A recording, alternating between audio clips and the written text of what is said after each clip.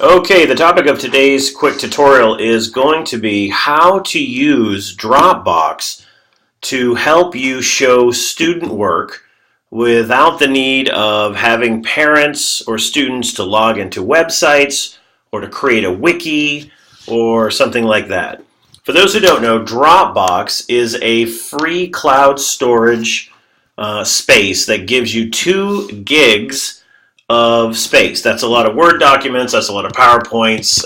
If you're going to be uploading lots of pictures, it may not be enough, but 2 gigs is certainly a lot of space. It's free. You go to Dropbox.com, you sign up for an account, and then it automatically gives you a space online that has 2 gigs on it. On a Mac, once you do this, you can see that it actually downloads and syncs to your device, and here are all of my many Dropbox files. On a PC, it would actually be down on the right-hand side on the taskbar. That's where you would see it. Now, to help you create an easy way to share projects once you upload them to Dropbox, which is very, very easy. For example, if I go here and I go to my Dropbox account, you can simply copy and paste or drag in your files to Dropbox. And once they're in the cloud, that's when you can actually have a lot more fun using QR codes to help people find the projects you want them to look at in your Dropbox account without signing into a website. The problem with Edline, the problem with Office 365 is that in order for parents per se or other students to view student work, they have to log in. It takes time.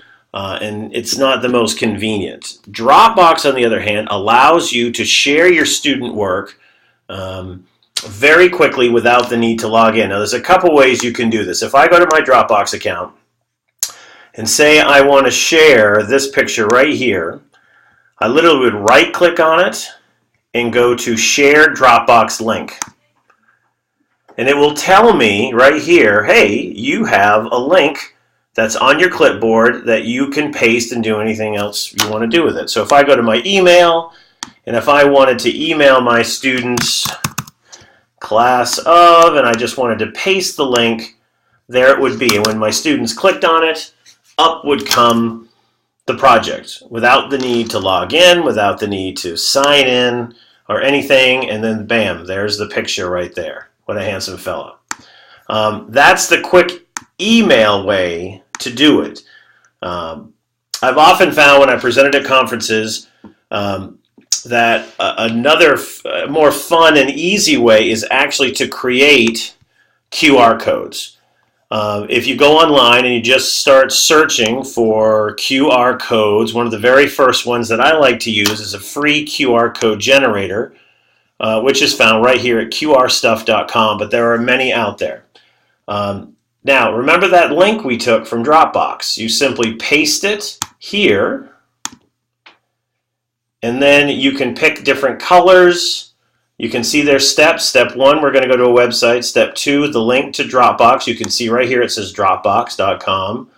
And then you can either print, email, or download the QR code. And once you get the QR code, you could put it anywhere. You could put it on the board. You could email it if you wanted to, but you could always just email the link. QR codes can be a great project for students. I use them on President's Day, for example, with my history class last year to search for various facts on presidents, and I put these QR codes around campus. All you do is use your smartphone to take this picture.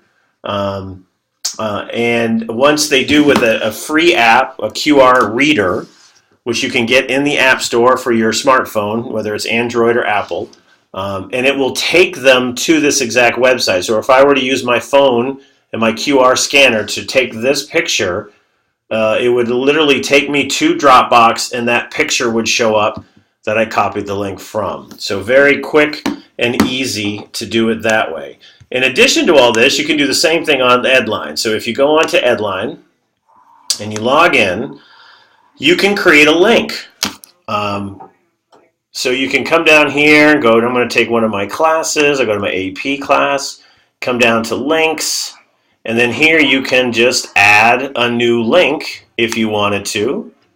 And then you could paste that same thing right there. Notice this is Dropbox.com. So when students go onto Edline, they can click on it and see it.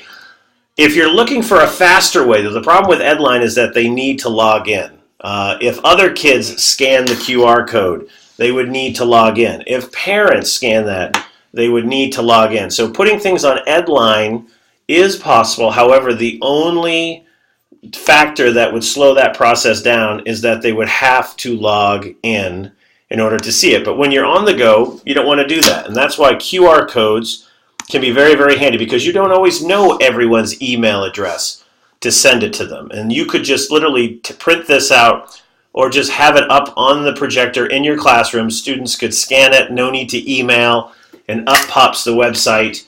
It's fun, it's quick, it's easy, and it's free, and it links it directly to your Dropbox account.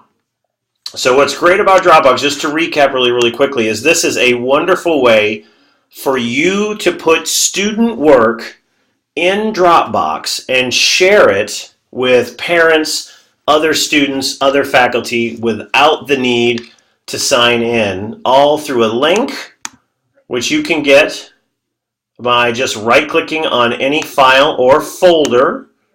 If you want to share an entire folder, you can do that, and you can either email the link to people, or you can create the QR code, and as people come into your classrooms, or students, particularly think on parent night or something, if you want to display information, instead of trying to get their email addresses or create an email with lots of addresses, you could just have this up on the front of the room, very handy and easy to use. And so that is a great way that you can integrate Dropbox in your class to help share student projects. I hope you found this tutorial helpful. If you would like to know more about this or any other tool, please just let me know.